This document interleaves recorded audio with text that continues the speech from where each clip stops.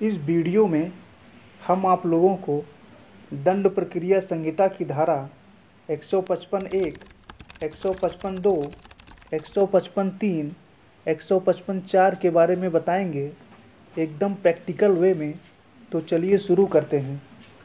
मान लीजिए ए नामक व्यक्ति को बी नामक व्यक्ति ने गोली मारकर हत्या कर दी। अगर सीआरपीसी का फर्स्ट शेड्यूल प्रथम अनुसूची खोल के देखा जाए तो आईपीसी 302 हत्या एक संज्ञेय मतलब गंभीर प्रकृति का अपराध है। इसमें पुलिस ऑफिसर एफआईआर दर्ज कर लेगा।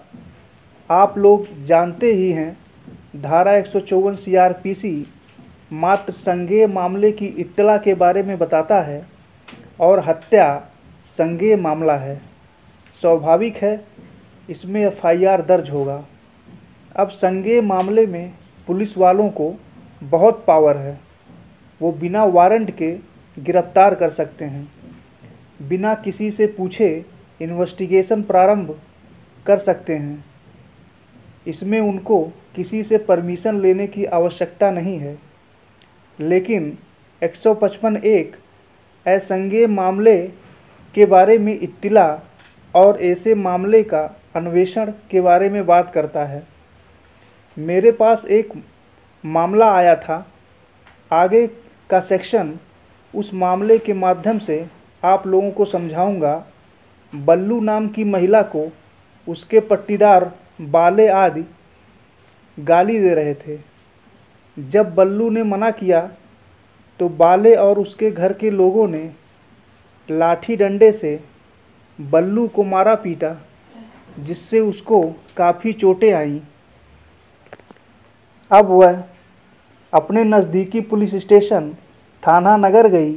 वहाँ के भार साधक अधिकारी ऑफिसर इंचार्ज को मारपीट गाली गलौज वाली घटना को बताई तो वहाँ के भार साधक अधिकारी को लगा ये तो मामला असंज्ञेय प्रकृति के अपराध का बन रहा है। इसलिए वह आईपीसी की धारा 323, 504 के अंतर्गत एनसीआर नॉन कॉग्निजेबल रिपोर्ट दर्ज करके एनसीआर रजिस्टर में दर्ज कर दिए और बल्लू नाम की महिला से कहें कि यह मामला असंज्ञेय नॉन कॉग्निजेबल है, इसलिए हमको बिना वारंट के किसी को गिरफ्तार करने का पावर नहीं है और न ही मैं मजिस्ट्रेट के आदेश के बिना इन्वेस्टिगेशन कर सकता हूँ। मुझे पावर नहीं है। आप मजिस्ट्रेट से आदेश करवा के लाइए, तब मैं इन्वेस्टिगेशन करूँगा। अब आपके मन में या उस महिला के मन में यह प्रश्न बन रहा होगा कि इतने बड़े ज़िले में कई मजिस्ट्रेट बैठते हैं, मैं किसके पास 155(2) का प्रार्थना पत्र लेकर जाऊं? तो उत्तर होगा, मैं अपने ज़िले का उदाहरण देकर आप लोगों को बताता हूं। हमारे ज़िले में कुल 17 थाने हैं। ये जो MS वर्ड पर हमने एक लिस्ट बनाया है, सारे थाने CJM, ACJM first, ACJM second, ACJM third, JM first, JM second में बटे हुए हैं। जबकि वह महिला का एफआईआर थाना नगर में हुआ था, इसलिए मैं 155(2) का प्रार्थना पत्र CJM चीफ जुडिशियल मजिस्ट्रेट मुख्य न्यायिक दंडाधिकारी के कोर्ट में पेश करूंगा। यहीं से धारा 155(2) का रोल प्रारंभ होता है। फिर क्या होता है? मैं प्रार्थना पत्र एनसीआर की मूल प्रति और MLC मेडिकल लीगल सर्टिफिकेट की मूल कॉपी लगाकर कंप्यूटर पे दाखिल कर देता हूँ। 12 बजे के बाद कोर्ट में पुकार होती है, बल्लू बनाम बाले आदि। उसके बाद मजिस्ट्रेट के सामने मैं अपना बात रखता हूँ। मजिस्ट्रेट मेरी बात से संतुष्ट हुई और उन्होंने आदेश दिया। पत्रावली पेश हुई।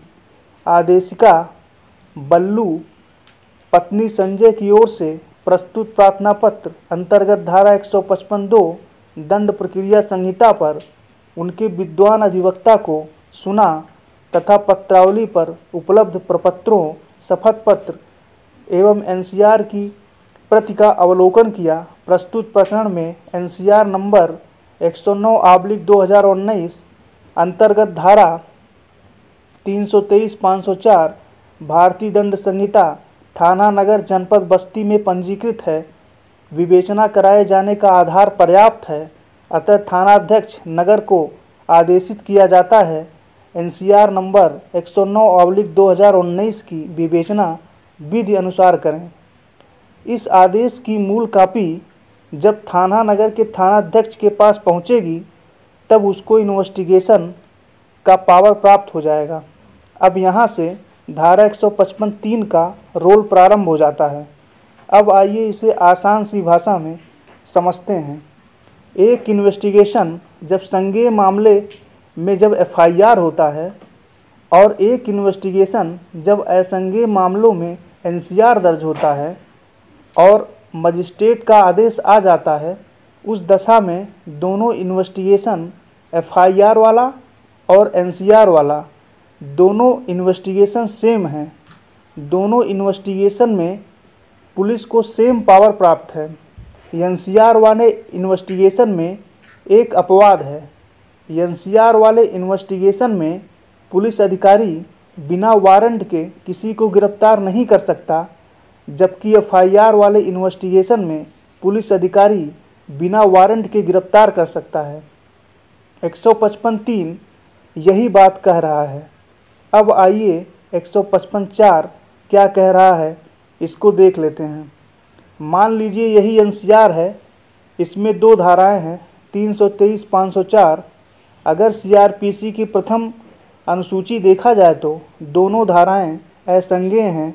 मान लीजिए धारा 452 आईपीसी जो संज्ञेय प्रकृति का अपराध है, अगर इंक्लूड हो जाए तो भले ही 323-504 असंज्ञेय प्रकृति की धाराएं हैं।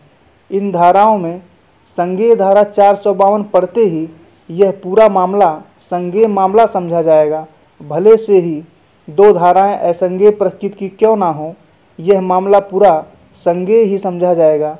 इस वीडियो में इतना ही। आशा है यह वीडियो आपके समझ में आया होगा। भगवान करे आपका दिन शुभ हो।